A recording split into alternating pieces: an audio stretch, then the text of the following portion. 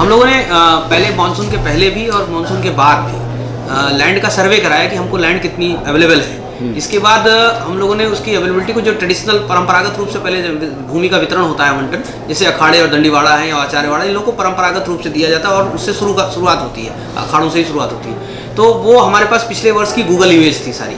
हम लोगों ने गूगल इमेज से एक्चुअल पोजीशन देखी उनकी कितनी है, क्या है, उसके हिसाब से सभी को जितनी ज़मीन अवेलेबल है उसमें बढ़ा करके सभी अखाड़ों को आवंटन किया गया है।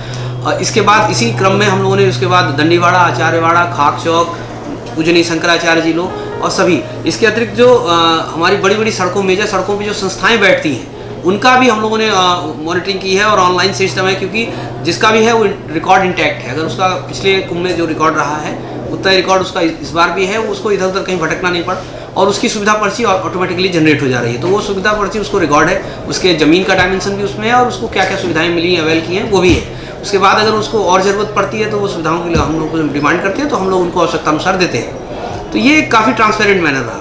हाँ, 2019 के गत कुंभ में जो लोग आए थे वो तो हैं ही इसमें। इसके अतिरिक्त जो तो कभी कभी ऐसा भी होता है, कुछ संस्थाएं 2013-12 में ही आती, महाकुंभ से महाकुंभ आती हैं, तो उनको भी इसमें इनकलकेट किया गया है। नई संस्थाएं काफ़ी आई हैं जिसको हम लोग देखते हैं। माननीय मुख्यमंत्री जी ने इसमें निर्देशित किया था कि आप वेरिफिकेशन भी कराइए कि ये धर्म के कार्यों में रहें, सनातन धर्म के कार्य में रहें, तो उसको भी एक्नॉलेज करते हुए हम लोग आवश्यकता अनुसार और ज़मीन की उपलब्धता के आधार पर नई संस्थाओं को भी आवंटित कर रहे हैं। अभी हम लोग लगभग, आप अगर प्रयागवाल का भी आवंटन आज या कल में फाइनल हो जाएगा तो उनका भी संख्या ऐड कर लेंगे, तो हम लोग करीब अभी वर्तमान में 6-7 हज़ार, 6,500 के आसपास हम लोगों ने आवंटन किया है। इसके अतिरिक्त फिर प्रयागवाल होंगे और भी आवंटन जारी है। तो हम लोग अभी हमें लगता है कि आगे और संख्या बढ़ेगी, 8 से 8,000 के आसपास या 10,000 के आसपास जाएगी। जैसे हमारा जो साइट है कि 2019 में अगर किसी का रिकॉर्ड है, मान लीजिए उसकी संस्था किसी पर्टिकुलर रोड पे लगी है, 100/100 की जो है, तो वो उसका एक रिकॉर्ड जनरेट है। इस बार उसको ये नहीं है कि भटकना पड़ेगा, वो ऑटोमेटिकली जनरेट हो जाएगी कि 2019 में ये थे,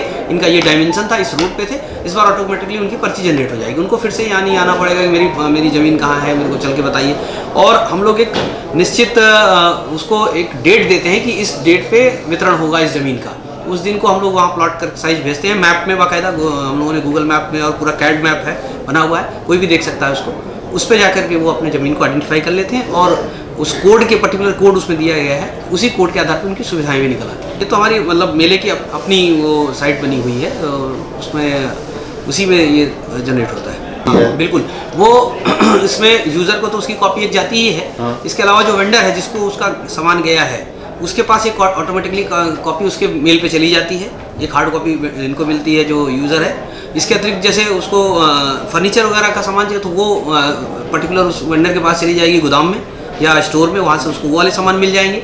टेंटेज का भी टेंटेज वेंडर के पास चली जाती है पर्ची, और शौचालय इत्यादि की जो सुविधाएं हैं वो उसके कंसर्न सर्किल में चली जाती है, तो उसको इस तरह से आसानी से ट्रेस हो सकता है। गूगल जनरली अपना जो नेविगेशन फैसिलिटीज़ है वो परमानेंट सिटीज़ के लिए देता है, लेकिन इस बार इसका मैग्नीट्यूड देखते हुए गवर्नमेंट ऑफ उत्तर प्रदेश के साथ गूगल ने एक MOU साइन किया था, माननीय मुख्यमंत्री जी की उपस्थिति में हुआ था, और उसमें गूगल ने हम लोगों को नेविगेशन की फैसिलिटी प्रोवाइड कराई है और प्लस 3 डायमेंशन का भी वो उसने कहा है कि 3 डायमेंशन पे ये फैसिलिटी अवेलेबल रहेगी। तो ये एक बड़ा लैंडमार्क रहेगा, क्योंकि सभी लोग मोबाइल आजकल टेक्नोलॉजी यूज़ कर रहे हैं, तो किसी भी व्यक्ति को संगम क्षेत्र